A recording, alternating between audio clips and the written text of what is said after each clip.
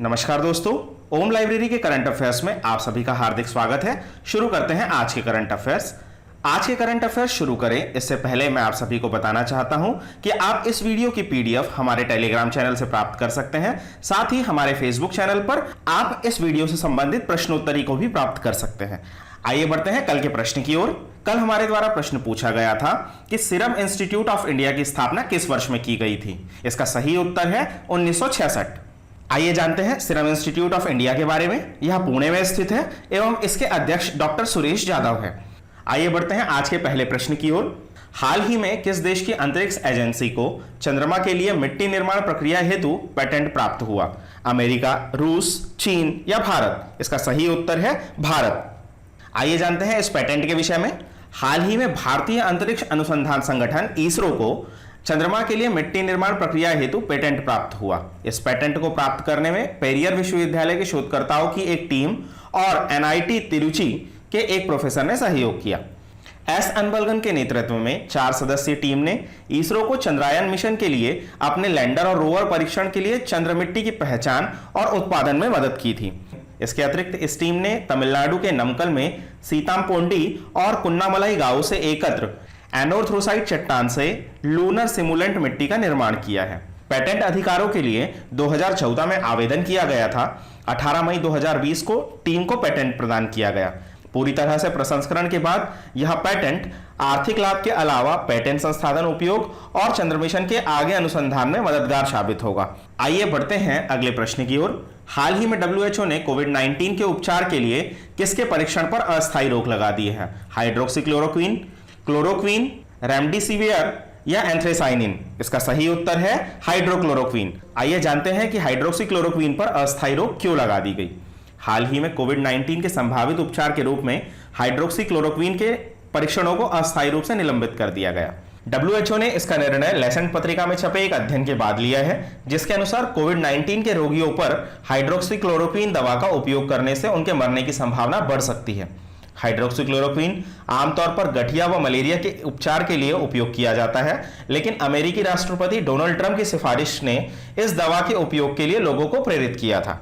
आइए बढ़ते हैं अगले प्रश्न की ओर। हाल ही में अमेरिकी प्रतिबंधों के बावजूद किस देश ने वेनेजुएला को गैसोलीन का टैंकर भेजा है? इराक, ईरान, कुवैत या कतर? इसका सही उत्तर है ईरान। आइए जानते हैं कि यह गैसोलीन का टैंकर क्यों भेजा गया। हाल ही में अमेरिकी प्रतिबंधों के बावजूद वेनेजुएला में ईरान से गैसोलीन टैंकर का आगमन हुआ है। समझौते के अनुसार ईरान वेनेजुएला को 5 टैंकर गैसोलीन की आपूर्ति करेगा। इस समय दुनिया के सबसे बड़े तेल भंडार देश और संकटग्रस्त राष्ट्र वेनेजुएला को बुरी तरह से ईंधन की आवश्यकता है। वेनेजुएला के पास दुनिया की सबसे बड़ी रिफाइनरियों में से एक है, जो अब तक देश में चलती अर्थव्यवस्था के बीच अस्त व्यस्त हो गई है। आप सभी को पता होगा कि वेनेजुएला एक तेल उत्पादक देश है और बहुत बड़ा तेल उत्पादक देश है, लेकिन यहाँ पर भारी तेल पाया जाता है। भारी तेल वह तेल होता है जिसकी गुणवत्ता कम एवं जिसके शोधन में अधिक खर्च होता है, लेकिन फिर भी वेनेजुएला 95% तेल का निर्यात करता था। लेकिन वर्ष 2019 में अमेरिका द्वारा लगाए गए प्रतिबंधों के बाद वेनेजुएला फाइनेंशियल क्राइसिस से गुजर रहा है। आइए जानते हैं वेनेजुएला के बारे में। यह दक्षिण अमेरिका के उत्तरी तट का एक देश है। इसकी राजधानी कराकस और मुद्राएं वेनेजुएला बोलीवर है। वेनेजुएला की वर्चुअल करेंसी पेट्रो है। आप सभी को पता होना चाहिए कि फाइनेंशियल क्राइसिस की इस घड़ी में वेनेजुएला में आलू 17,000 रुपए किलो, जी हां 17,000 रुपए किलो, और दूध 1 लीटर 5,000 रुपए में आता है। आइए जानते हैं वेनेजुएला के राष्ट्रपति कौन है। वेनेजुएला के राष्ट्रपति निकोलस मुद्रे हैं। इसके अतिरिक्त वेनेजुएला की ज्योग्राफी, वेनेजुएला पश्चिम में कोलंबिया, पूर्व में गुयाना, दक्षिण में ब्राजील से घिरा हुआ है। इसके अतिरिक्त कई कैरेबियाई देश जैसे त्रिनाद और टोबैगो, ग्रेनाडा, कुरकाओ, अरूबा और लीवर्ड एंटिल्स वेनेजुएला के तट पर स्थित हैं। बढ़ते हैं अगले प्रश्न की ओर। किस राज्य सरकार ने केंद्रीय कृषि सुधार योजना के तहत अद्वितीय सौर बाढ़ कृषि सुरक्षा कार्यक्रम को लागू करने के लिए प्रारंभिक कार्य शुरू कर दिया है? कर्नाटक, तमिलनाडु, पंजाब या गुजरात? इसका सही उत्तर है तमिलनाडु। आइए जानते हैं तमिलनाडु के सौर बाढ़ कृषि सुरक्षा कार्यक्रम के बारे में। तमिलनाडु के कई जिलों त्रिची, थेनी, कोयंबटूर आदि पश्चिमी घाटों की तलहटी पर स्थित है। इन क्षेत्रों में कृषि भूमि हमेशा जानवरों से हमले के जोखिम में रहती है। गैर प्रदूषणकारी सौर पैनलों द्वारा संचालित विद्युत बाड़ स्थापित किए जा रहे हैं। केंद्रीय कृषि सुधार योजना के तहत बिजली की बाड़ बनाने की लागत का 50%, जिसमें बिजली पैदा करने वाले सौर पैनल स्थापित करना शामिल है, किसानों को सब्सिडी के रूप में प्रदान किए जाएंगे। बढ़ते हैं अगले प्रश्न की ओर। भारत और किस देश ने 25 मई को आर्टिफिशियल इंटेलिजेंस तकनीक और बिग डेटा के माध्यम से संयुक्त अनुसंधान और विकास पर चर्चा की? इजराइल, चीन, नेपाल या जापान? इसका सही उत्तर है इजराइल। आइए जानते हैं क्या होता है आर्टिफिशियल इंटेलिजेंस। आर्टिफिशियल इंटेलिजेंस का अर्थ है एक मशीन में सोचने, समझने और निर्णय लेने की क्षमता का विकास करना। आर्टिफिशियल इंटेलिजेंस को कंप्यूटर साइंस का सबसे उन्नत रूप भी माना जा सकता है और इसमें एक ऐसा दिमाग बनाया जाता है जिससे कंप्यूटर सोच सके, कंप्यूटर का ऐसा दिमाग जो इंसानों की तरह सोच सकता है। आर्टिफिशियल इंटेलिजेंस को कंप्यूटर साइंस का सबसे उन्नत रूप माना जाता है और इसमें एक ऐसा दिमाग बनाया जाता है जिससे कंप्यूटर सोच सके, कंप्यूटर का ऐसा दिमाग जो इंसानों की तरह सोच सकता है, आर्टिफिशियल इंटेलिजेंस का पार्ट होता है। आइए जानते हैं आर्टिफिशियल इंटेलिजेंस के प्रकार के बारे में। इसमें purely reactive, limited memory, brain theory और सेल्फ कॉन्शियस, ये 4 प्रकार के आर्टिफिशियल इंटेलिजेंस होते हैं। आइए बढ़ते हैं चर्चा के विषय की तरफ। दोनों देशों के बीच उच्च स्तरीय वैज्ञानिक सहयोग के लिए वैज्ञानिक और औद्योगिक अनुसंधान परिषद CSIR और रक्षा और अनुसंधान और विकास संगठन DRDO जैसे भारतीय संस्थान और इजराइल के रक्षा मंत्रालय के तहत अनुसंधान और विकास निर्देशालय के साथ सहयोग करेंगे। बढ़ते हैं अगले प्रश्न की ओर। विश्व स्वास्थ्य संगठन WHO और किस समिति ने खेलों और शारीरिक गतिविधियों के माध्यम से स्वास्थ्य को बढ़ावा देने के लिए साथ मिलकर काम करने के लिए एक समझौते पर हस्ताक्षर किए हैं?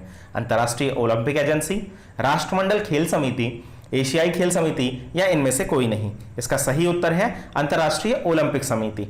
आइए जानते हैं इस समझौते के विषय में। इस साझेदारी का उद्देश्य खेलों में एथलीटों, समर्थकों और श्रमिकों के स्वास्थ्य को सुनिश्चित करने के लिए साझेदारी मेजबान देशों के साथ काम करना है। दोनों संगठन यह सुनिश्चित करने के लिए काम करेंगे कि खेल के महत्व के बारे में जागरूकता बढ़ाने के माध्यम से मेजबान देशों में खेल एक स्वस्थ विरासत देती है।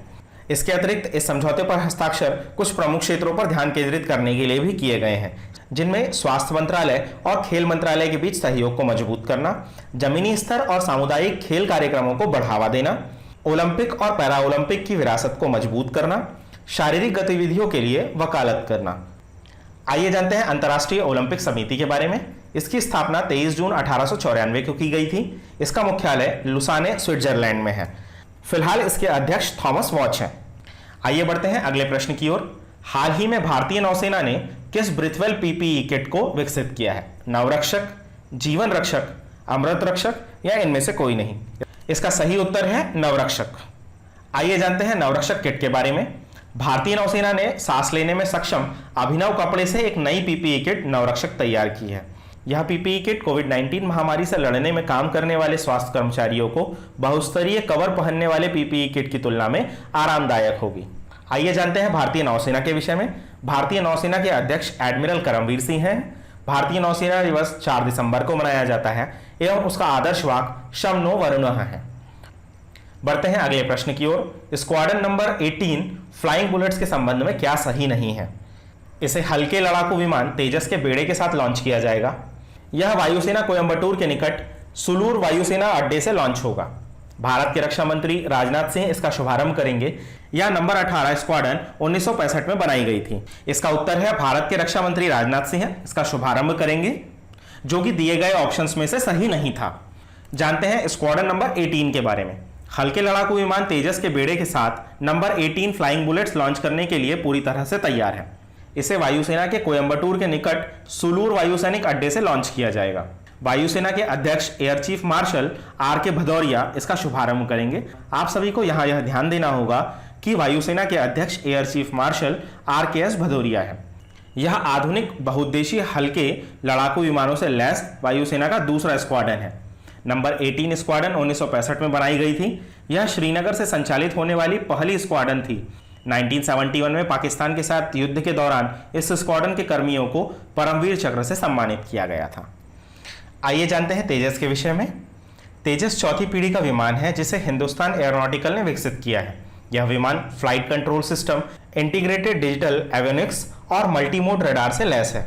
ध्वनि की गति से तेज यह विमान अपने तरह का सबसे हल्का और सबसे छोटा विमान है। आइए बढ़ते हैं अगले प्रश्न की ओर। निम्नलिखित में से किस विभाग ने एसआईडीएम और भारतीय उद्योग परिसंघ सीआईआई के साथ मिलकर society of Indian defence manufacturers SIDM MSME conclave 2020 का आयोजन किया? रक्षा उत्पादन विभाग, डीआरडीओ, एमएचए या इनमें से कोई नहीं? इसका सही उत्तर है रक्षा उत्पादन विभाग। आइए जानते हैं इस कॉन्क्लेव के विषय में। रक्षा मंत्री राजनाथ सिंह ने सूक्ष्म लघु और मध्यम उद्योगों एमएसएमई के ई कॉन्क्लेव की अध्यक्षता की।